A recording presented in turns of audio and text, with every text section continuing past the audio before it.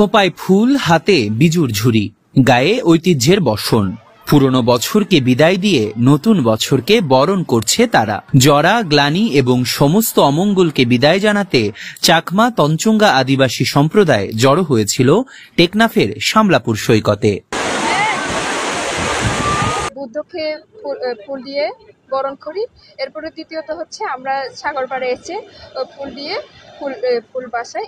আমরা হচ্ছে কি এই ফুল বিজু প্রতি বছরে আমরা উদযাপন করে থাকি। সামনে ভবিষ্যৎ যাতে সুন্দর হয় আমার ফ্যামিলির জন্য এন্ড আমার যে সমাজের জন্য, আমাদের জাতির জন্য, যাতে আমরা আমাদের ধর্মকে ধরে রাখতে পারি, এটা চেয়েছি।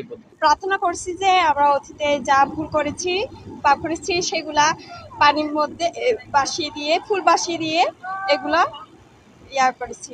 শুক্রবার সকালে কক্সবাজার সাংস্কৃতিক কেন্দ্রের পৃষ্ঠপোষকতায় এই উৎসবে সমুদ্রে ফুল ভাসানো ছাড়াও ছিল নাচ গান সহ নানা আয়োজন। অপ্রাপ্তি কিংবা হতাশা মোচনের এই ঐতিহ্যের আয়োজন যেন প্রতি বছরই হয়, তেমন কথাই জানালেন আদিবাসী ফোরামের এই নেতা। প্রতি বছর যেন সবাই মিলে একটা বিজু অনুষ্ঠান পালন করতে পারে, যেগুলো হারিয়ে গেছে সংস্কৃতিকে ধরে রাখার জন্য।